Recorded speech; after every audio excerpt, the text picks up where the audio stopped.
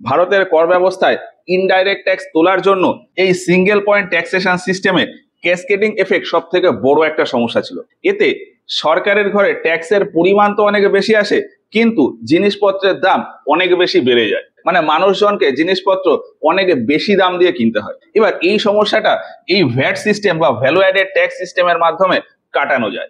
VAT system প্রয়োগ করলে ultimately কনজিউমারের কাছে কোনো জিনিসের দাম অনেকটাই কমে যায়। কিভাবে কমে তার এই পুরো ক্যালকুলেশন এর আগের এই ক্লাসে আমি বুঝিয়েছি। এবার এই ভ্যাট সিস্টেমেও বিভিন্ন রকম সমস্যা বা ঘাটতি রয়েছে। কেমন সমস্যা আমি এক এক করে বলি। এর জন্য এই জায়গাটা আমি একটু মুছে দিই। এবার এ যখন 550 টাকা দিয়ে ওই মেটেরিয়াল গুলো কিনছিল, তখন 50 টাকা ট্যাক্স হিসাবে এই সমস্ত কোম্পানিকে জমা করেছে। কি বললাম? এ মাল জিনিস কেনার সময় 50 টাকা ট্যাক্স হিসাবে এই সমস্ত কোম্পানিকে জমা করেছে। এবার এই সমস্ত কোম্পানি এর কাছ থেকে এই 50 টাকা ট্যাক্স হিসাবে নিয়ে সেন্ট্রাল গভর্নমেন্টের ঘরে জমা করে দেবে। এটা চলে যাবে কোথায়?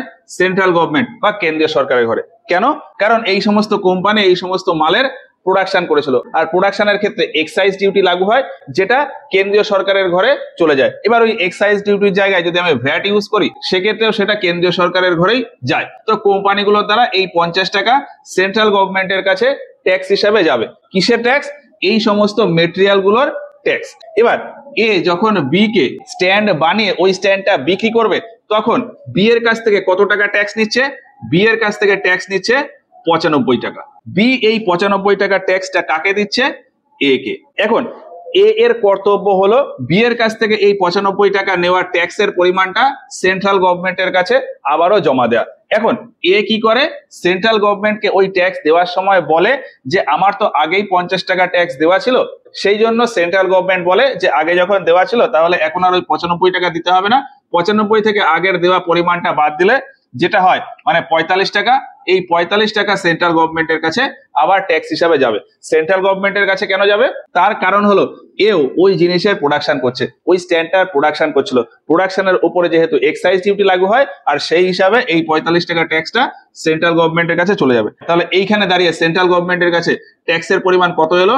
50 টাকা আর 45 টাকা, টোটাল 95 টাকা। ওই স্ট্যান্ডের ধরুন টোটাল 95 টাকা সেন্ট্রাল গভর্নমেন্টের কাছে ট্যাক্স হিসাবে আসলো, মানে সেন্ট্রাল গভর্নমেন্টের কাছে ট্যাক্স হিসাবে রয়েছে 95 টাকা।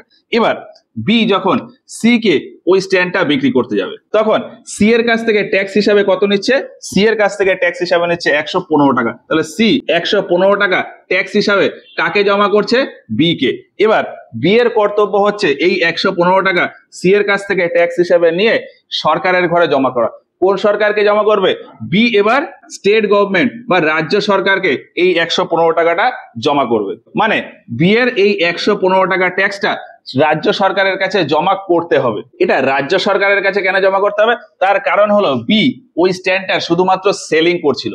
সেলিং এর ওপর যে ট্যাক্স লাগে সেটাকে বলা হয় সেলস ট্যাক্স। সেটাকেও যদি আমি ভ্যাটের ভেতর নিয়ে আসি, সেক্ষেত্রেও আমাকে স্টেট গভর্নমেন্ট বা রাজ্য সরকারের কাছেই ওই ট্যাক্সটা জমা করতে হবে। তো সেই হিসাবে বি এর 115 টাকা স্টেট গভর্নমেন্ট বা রাজ্য সরকারকে দেওয়ার কথা। এবার এ যেমন আগে সরকারকে বলেছিল যে আমার আগে 50 টাকা ট্যাক্স দেওয়া রয়েছে, সেই হিসাবে 95 থেকে 50 মাইনাস হয়ে 45 টাকা ট্যাক্স সেন্ট্রাল গভর্নমেন্ট নিয়েছে। এইবার বিও তো ঠিক ওই রকম কথাই বলতে চাইবে। বি স্টেট গভর্নমেন্ট বা রাজ্য সরকারকে গিয়ে বলবে যে আমার তো 115 টাকা ট্যাক্স হিসাবে আমি তুলেছি, কিন্তু এই স্ট্যান্ডটার উপর বা এই মেটেরিয়ালটার উপর আমার আগে অলরেডি 95 টাকা ট্যাক্স দেওয়া ছিল, তাহলে আমি 115 থেকে 95 মাইনাস করে 20 টাকা ট্যাক্স সেটা আপনাকে দিয়ে দিই। কিন্তু না, স্টেট গভর্নমেন্ট এটা আর শুনবে না। তার কারণ হলো যে স্টেট গভর্নমেন্ট যদি এরকম শুনে, তাহলে স্টেট গভর্নমেন্টের কাছে চলে আসবে 20 টাকা ট্যাক্স। এবার এটা বুঝতে গেলে আমাকে একটুখানি পিছনের গল্প বুঝতে হবে। ট্যাক্স নিয়ে সাংবিধানে কি প্রভিশন আছে সেইটা একটু বুঝতে হবে। এটা আমি একটু বলি। সংবিধানের 246 নম্বর ধারায় আমাদের 3টে লিস্টের উল্লেখ আছে: ইউনিয়ন লিস্ট, স্টেট লিস্ট আর কনকারেন্ট লিস্ট। 246 নম্বর ধারায় বলা আছে যে ইউনিয়ন লিস্টে যে সমস্ত বিষয় রয়েছে সেই সমস্ত বিষয়ে আইন তৈরি করতে পারবে সেন্ট্রাল গভর্নমেন্ট বা কেন্দ্র সরকার। স্টেট লিস্টে যে সমস্ত বিষয় আছে সেইগুলোতে আইন তৈরি করতে পারবে রাজ্য সরকার। আর কনকারেন্ট লিস্টে কিছু বিষয় আছে, সেই সমস্ত বিষয়ে কোনো একটা রাজ্যের জন্য ওই রাজ্য আইন তৈরি করতে পারে অথবা কেন্দ্র থেকে আইন তৈরি করে দিতে পারে। তো এইরকম বিভিন্ন বিষয়ের ভেতর ট্যাক্স একটা বিষয়। এই ট্যাক্স গুলোর ভেতর দুটো ইম্পর্টেন্ট ট্যাক্স আছে, একটা হলো এক্সাইজ ডিউটি আর একটা হলো সেলস ট্যাক্স। এক্সাইজ ডিউটির ক্ষেত্রে বলা আছে যে সেন্ট্রাল গভর্নমেন্ট বা কেন্দ্রীয় সরকার তার নিজের মতন করে নিয়ম সেট করতে পারে যে কোন কোম্পানির কাছ থেকে কেমন এক্সাইজ ডিউটি লাগু করবে বা এক্সাইজ ডিউটি হিসাবে ট্যাক্স তুলবে। এক্সাইজ ডিউটির ব্যাপারে সারা দেশের ভেতর কেমন কি আইন তৈরি করবে, কতটা ট্যাক্স তুলবে, ওই ট্যাক্সের থেকে কাউকে ভাগ দেবে কিনা, সেই সমস্ত কিছু নিয়ে ডিসিশন বা আইন তৈরি করতে পারবে শুধুমাত্র কেন্দ্রীয় সরকার। এতে রাজ্য সরকার মাথায় ঘামাবে না। ঠিক একইভাবে সেলস ট্যাক্সের ক্ষেত্রে বলা আছে যে সেলস ট্যাক্স নিয়ে যত কিছু আছে সমস্ত কিছু কোনো একটা রাজ্য সরকার নিজের মতন করে ঠিক করবে। ধরলাম আমি আমাদের পশ্চিমবঙ্গের কথা, তো পশ্চিমবঙ্গে কোনো জিনিস বিক্রি করতে গেলে সেই জিনিসের উপর কত পরিমাণ সেলস ট্যাক্স লাগবে, সেই ট্যাক্সটা কিভাবে তোলা হবে, কার কাছ থেকে তোলা হবে, কাকে কাকে ওই সেলস ট্যাক্সে ছাড় দেওয়া হবে, কতটা পরিমাণ ছাড় দেওয়া হবে, এই সমস্ত কিছু ডিসাইড করবে পশ্চিমবঙ্গের বিধানসভা বা পশ্চিমবঙ্গ সরকার। এই সরকার পশ্চিমবঙ্গের ভেতরে কত টাকা সেলস ট্যাক্স হিসাবে তুলছে, সেটা থেকে কাউকে ভাগ দিচ্ছে কি দিচ্ছে না, কিভাবে এই ট্যাক্স তুলছে, এই রকম কোনো ব্যাপারে কিন্তু কেন্দ্রীয় সরকার মাথা ঘামাতে পারবে না। এই রকমটা সংবিধানে উল্লেখ রয়েছে। আর সেই হিসাবেই এই যে এইখানে যদি ভ্যাট সিস্টেম লাগু হয়, একদম প্রথমে সরকারের ঘরে ট্যাক্স আসছিল 50 টাকা, পরে আবার এক্সাইজ ডিউটি হিসাবে 95 টাকা যেতে চাইছিল, কিন্তু সরকার এখানে কনসিডার করে 45 টাকা ট্যাক্স নিল। কেন নিল? কারণ এই 50 টাকা এই 95 টাকা দুটোই সেন্ট্রাল গভর্নমেন্টের ঘরে যাওয়ার কথা, মানে কেন্দ্রীয় সরকারের ঘরে যাওয়ার কথা। সেই হিসাবে কেন্দ্রীয় সরকার এইখানে কিছু ছাড় দিয়ে টোটাল 95 টাকা ট্যাক্স হিসাবে নিল, এখানে 50 পরে 45। কিন্তু এবার বি থেকে সি এর লেভেলে যদি যাওয়া হয়, এই 115 টাকা ট্যাক্স, এটা তো আর এক্সাইজ ডিউটি না, এটা সেলস ট্যাক্স, এটা যাবে রাজ্য সরকারের ঘরে। এখানে রাজ্য সরকার বলবে যে এটা তো আমার সেলস ট্যাক্স, এর থেকে কোনো ছাড় আমি দেবো না। তুমি এর আগে 95 টাকা, 100 টাকা, 200 টাকা, 500 টাকা যত খুশি ট্যাক্স তুমি কেন্দ্র সরকারকে দিয়েছো, সেই ব্যাপারে আমি শুনবো না। এই 115 টাকা ট্যাক্স কত টাকার উপর হয়েছিল? 1150 টাকার উপর। রাজ্য সরকার বি কে বলবে যে তুমি 1150 টাকার মাল বেচেছো, সেখানে ট্যাক্স হিসাবে এসছে 115 টাকা, আমার এই 115 টাকাই ট্যাক্স লাগবে। এটা যেহেতু আমি সেলস এর উপরে ট্যাক্স নিচ্ছি, আমার পুরোটাই সেলস ট্যাক্স লাগবে। তুমি এর আগে কেন্দ্র সরকারকে কি দিয়েছো না দিয়েছো আমি জানি না, তার জন্য আমি তোমাকে কোনো ইনপুট ট্যাক্স ক্রেডিটের সুবিধা দেব না। আমি আগে কোথাও ট্যাক্স দিয়ে থাকলে সেটা আমার ইনপুট ট্যাক্স ক্রেডিট। তার ক্ষেত্রে সেই 50 টাকার ইনপুট ট্যাক্স ক্রেডিটটা এখানে ব্যবহার করতে পারছিল, কিন্তু বি তার এই 95 টাকা ইনপুট ট্যাক্স ক্রেডিট সেটা কিন্তু ব্যবহার করতে পারবে না, রাজ্য সরকার সেটা ব্যবহার করতে দেবে না। ভ্যাট সিস্টেমে এইটা হচ্ছে আর একটা বড় সমস্যা। কেন্দ্রীয় সরকার থেকে রাজ্য সরকারের লেভেলে যখন ট্যাক্সের পরিমাণ চলে আসে তখন এই সমস্যাটা হয়। এবার এই সমস্যায় আবার একটা সমাধান কি হতে পারে, এই সি এর পরে ডি তে গিয়ে আবার এই সমস্যাটা একটুখানি সমাধান হয়ে যায়। সেটা কি? সেটা হলো সি এর পরে এই সি ডি কে ওই মালটা বিক্রি করে, এবার ডি এর কাছ থেকে ট্যাক্স হিসাবে কত টাকা নেয়? ডি এর কাছ থেকে ট্যাক্স হিসাবে নেয় 145 টাকা। আচ্ছা, এর আগে আমি একটু বলি, সি এই যে 115 টাকা ট্যাক্স হিসাবে বি কে দিল, এখন বি যেহেতু শুধুমাত্র সেলস করেছে, সেলস ট্যাক্সের দরুন রাজ্য সরকার এই 115 টাকা ট্যাক্সই নিজের কাছে রেখে দেবে। কেন্দ্রীয় সরকারের ঘরে থাকা এই 95 টাকার ইনপুট ট্যাক্স ক্রেডিটের বেনিফিট কিন্তু রাজ্য সরকার দেবে না। রাজ্য সরকার তার লেভেলে যদি ইনপুট ট্যাক্স ক্রেডিটের বেনিফিট থাকে সেটা দিতে পারে, আর সেটা দেয়ও। কিভাবে দেয়? বি সি এর কাছ থেকে যে 115 টাকা ট্যাক্স নিয়েছিল সেটা রাজ্য সরকারের ঘরে জমা করে দিল, এইটুকু আমি ধরলাম। এবার সি যখন ডি কে বিক্রি করতে যাচ্ছে তখন ডি এর কাছ থেকে ট্যাক্স তুলছে কত? 145 টাকা। তাহলে এই 145 টাকা কার কাছে যাচ্ছে? সি এর কাছে ট্যাক্স হিসাবে যাচ্ছে। সি এই 145 টাকা ট্যাক্সটা কিসের দরুন নিচ্ছে? সেলস এর দরুন। তাহলে এই সেলস ট্যাক্স হিসাবে আবারও 145 টাকা স্টেট গভর্নমেন্টের ঘরে বা রাজ্য সরকারের ঘরে যাওয়ার কথা। কিন্তু এখন আবার সি বলবে যে আমি তো আগে 115 টাকা অলরেডি এই স্ট্যান্ডের উপর ট্যাক্স জমা দিয়ে দিয়েছি। এখন রাজ্য সরকার একটুখানি কনসিডার করবে, রাজ্য সরকার দেখবে যে ওই স্ট্যান্ডের দরুন যেহেতু আমার কাছে 115 টাকা ট্যাক্স এসছে, সেক্ষেত্রে আমি এই 115 টাকার ইনপুট ট্যাক্স ক্রেডিটের বেনিফিটটা সি কে দিয়ে দিই। আর সেই হিসাবে সি কে বলবে যে তোমার যখন আগে 115 টাকা ট্যাক্স দেওয়া ছিল, এখন তুমি ট্যাক্স হিসেবে পেয়েছো 145, তাহলে এটার থেকে এটা মাইনাস করে কত হয়? 20 টাকা। 20 টাকা আমাকে ট্যাক্স হিসাবে দাও। এই হিসাবে তাহলে রাজ্য সরকারের কত ইনকাম হলো বা রাজ্য সরকারের কাছে কত ট্যাক্স এলো?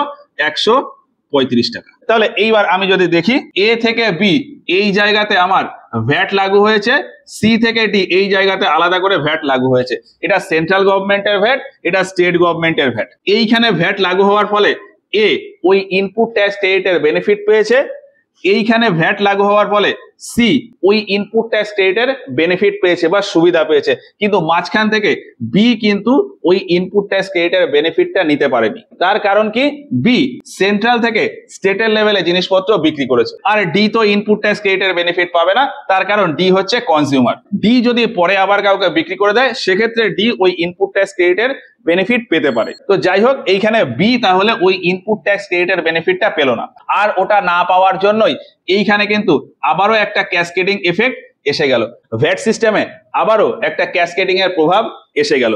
সিঙ্গেল পয়েন্ট ট্যাক্সেশন সিস্টেমে ক্যাসকেডিং এফেক্ট কাটানোর জন্য ভ্যাট সিস্টেম আনা যায়। এখন ভ্যাট সিস্টেম এনেও সেখানে দেখা যায় যে মাঝখানে এক জায়গায় ক্যাসকেডিং এফেক্ট থেকেই যায়। তার কারণ কি, তার কারণ হলো রাজ্য সরকার কেন্দ্রীয় সরকারকে পে করা ট্যাক্সের কোনো সুবিধা দিতে চায় না। এটা দিতে গেলে রাজ্য সরকারের ঘরে ট্যাক্সের পরিমাণ কম চলে আসবে। কিভাবে কম চলে আসবে, রাজ্য সরকার যদি এই 95 টাকার ট্যাক্স ক্রেডিটের বেনিফিটটা দিত সেক্ষেত্রে রাজ্য সরকারের ঘরে কত আসতো, 20 টাকা, আর পরে এখানে 30 টাকা। এইখানে একটু ভুল হয়ে গেছে, এখানে 20 টাকা না, এখানে 30 টাকা হবে, তাহলে এখানে টোটাল 145 টাকা। তাহলে যেমনটা বললাম যে রাজ্য সরকার যদি কেন্দ্রীয় সরকারের ওই ট্যাক্স ক্রেডিটের বেনিফিটটা দেয় সেক্ষেত্রে রাজ্য সরকারের ঘরে কত আসবে, 20 + 30 টোটাল 50 টাকা। রাজ্য সরকার কেন্দ্র সরকারের সুবিধা করতে গিয়ে নিজের ঘরে ট্যাক্স আসছে 50 টাকা, আর যদি কেন্দ্রীয় সরকারের পরোয়া না করে সেক্ষেত্রে আসবে 145 টাকা। আর এই জন্যই রাজ্য সরকার কেন্দ্রীয় সরকারের ওই ট্যাক্সটাকে গ্রাহ্য করে না। এবার এই যে সমস্যাটা, এই সমস্যা কাটানোর জন্যই এই ভ্যাট সিস্টেমের পরে জিএসটি সিস্টেম আনা হয়। এই জিএসটি সিস্টেমে একদম সাফ সাফ বলে দেওয়া হয় যে কোনো কেন্দ্রীয় সরকার বা রাজ্য সরকারের লেভেলের কোনো ব্যাপার নেই। আমি ওই যে যদি 10% ট্যাক্স ধরি, প্রত্যেক ক্ষেত্রে যদি আমি 10% ট্যাক্স ধরি, এই 10%-এর ভেতর 5% কেন্দ্রীয় সরকারের ঘরে যাবে, 5% রাজ্য সরকারের ঘরে যাবে। যেখানে যাই বিক্রি করি না কেন, কোনো প্রোডাকশন করি বা কোনো সেলস করি, কোনো অ্যাডভার্টাইজমেন্ট করি, কোনো সার্ভিস দিই, যে কোনো কাজ করি না কেন, ইনডাইরেক্ট ট্যাক্স হিসাবে যদি 10% ট্যাক্সের ভ্যালু থাকে সেক্ষেত্রে এই 10-এর ভেতর 5% কেন্দ্রীয় সরকারের ঘরে যাবে, 5% রাজ্য সরকারের ঘরে যাবে। কোম্পানি যদি কোনো কিছু জিনিস বিক্রি করে, প্রোডাকশন করে, সেক্ষেত্রেও যা সিস্টেম, কেউ যদি শুধুমাত্র সেলস করে সেক্ষেত্রেও ওই একই সিস্টেম। এই সিস্টেমটাই হচ্ছে GST, goods and service tax. এবার আমি পুরো বিষয়টা একবার রিমাইন্ড করাই। একদম ইনিশিয়ালি ছিল নর্মাল ট্যাক্সেশন সিস্টেম, মানে সিঙ্গেল পয়েন্ট ট্যাক্সেশন সিস্টেম, যেটা স্বাধীনতার পর থেকেই ভারতে লাগু হয়ে যায়, এবং ওই সিঙ্গেল পয়েন্ট ট্যাক্সেশনের মাধ্যমেই 1986 খ্রিস্টাব্দ পর্যন্ত ভারতে ট্যাক্স তোলা হতো কেন্দ্রীয় সরকার আর রাজ্য সরকারের ঘরে। কি বললাম, 1947 থেকেই যদি আমি ধরি তাহলে 1947 থেকে 1986 পর্যন্ত সিঙ্গেল পয়েন্ট ট্যাক্সেশন সিস্টেম, এই সিস্টেমটা লাগু ছিল। এবার এই সিস্টেমে আমাদের ক্যাসকেডিং এফেক্টটা ছিল। এটা আমাদের দুটো লেভেলে ছিল, একটা হলো সেন্ট্রাল গভর্নমেন্টের লেভেলে, একটা হলো স্টেট গভর্নমেন্টের লেভেলে, আর এই দুটোর মাঝখানে একটা লেভেলে। এখন 1986 খ্রিস্টাব্দে গিয়ে কেন্দ্রীয় সরকার বা সেন্ট্রাল গভর্নমেন্ট তার এখতিয়ারের ভেতরে যে সমস্ত ট্যাক্স রয়েছে সেই সমস্তগুলোকে ভ্যাটের ভেতরে নিয়ে আসে, সেটাকেই বলা হয় মড ভ্যাট সিস্টেম।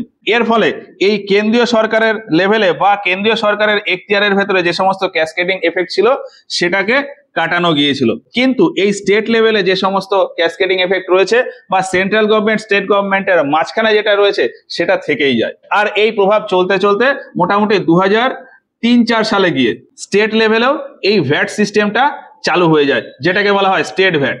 আর এই স্টেট ভ্যাট লাগু হয়ে স্টেট গভর্নমেন্টের লেভেলেও আমাদের ক্যাসকেডিং এফেক্টটা সরে যায়। তার ফলে 2003-4 সালের পরে গিয়ে দেখা যায় যে সেন্ট্রাল লেভেলে ক্যাসকেডিং এফেক্ট নেই, স্টেট লেভেলেও ক্যাসকেডিং এফেক্ট নেই, কিন্তু মাঝখানে এই যে লেভেলটা, এই লেভেলে ক্যাসকেডিং এফেক্টটা ছিল, এটা কখনোই কাটানো যায়নি। আর এটা কাটানোর জন্যই 2016 সালে গিয়ে জিএসটির কনসেপ্ট লাগু করা হয়। জিএসটি লাগু করার পেছনে এইটা একটা বড় ফাংশন ছিল, তবে এর পাশাপাশি আরো বিভিন্ন রকম কারণ ছিল। সেইগুলো কি, আমরা এখানে দুটো ট্যাক্সের কথা বললাম, এক্সাইজ ডিউটি আর সেলস ট্যাক্স। এইগুলো ছাড়াও সেন্ট্রাল গভর্নমেন্ট বা স্টেট গভর্নমেন্ট আরো বিভিন্ন রকমের ট্যাক্স নিত।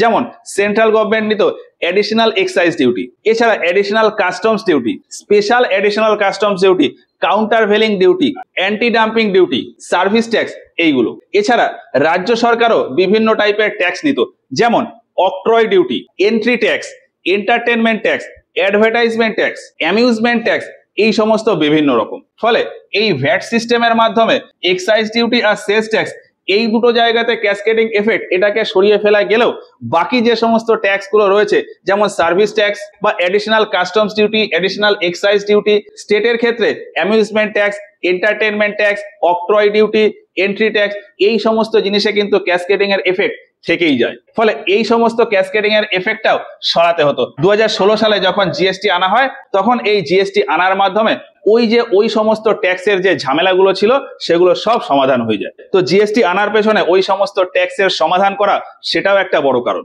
এছাড়া ভারতে ট্যাক্সেশন সিস্টেমের আরো একটা সমস্যা ছিল যে এই যে ভ্যাট, এই ভ্যাট সেন্ট্রাল লেভেলে না হয় সবার ক্ষেত্রে সেম রেট হলো, কিন্তু স্টেটের ক্ষেত্রে এক একটা রাজ্যের জন্য ভ্যাটের রেট এক এক রকম। পশ্চিমবঙ্গে হয়তো ভ্যালু অ্যাডেড ট্যাক্সের রেট 15%, বিহারে হয়তো 20%, উত্তরপ্রদেশে হয়তো 10%, মধ্যপ্রদেশে হয়তো 12%, এইরকম বিভিন্ন স্টেটে ভ্যাটের রেট বিভিন্ন রকম ছিল। আর এই জন্যই একই জিনিস বিভিন্ন রাজ্যে বিভিন্ন দাম দিয়ে কিনতে হতো। যেমন একটা বাইক হয়তো পশ্চিমবঙ্গে 2 লাখ টাকা, সেই বাইকটাই হয়তো বিহারে 2.5 লাখ টাকা। বিভিন্ন রাজ্যে ভ্যাটের রেট বিভিন্ন রকম হওয়ার জন্য একই জিনিসের দাম বিভিন্ন রাজ্যে বিভিন্ন রকম হয়ে যেত। এটাও একটা বড় সমস্যা ছিল, আর এই সমস্যার সমাধানটাও ওই জিএসটির মাধ্যমে কাটানো গেছে। তো যাই হোক, এইরকম বিভিন্ন সমস্যার সমাধান হিসাবে 2016 সালে ফাইনালি জিএসটি ভারতে লাগু করা হয়। এবার এই জিএসটির সিস্টেমের মাধ্যমে কিভাবে ট্যাক্সের কালেকশন হয় সেটা আর এই ক্লাসে বলছি না, এটা এর পরের ক্লাসে গিয়ে বুঝিয়ে দেবো। তো আশা করি এই পর্যন্ত পুরো ব্যাপারটা বুঝতে পেরেছো।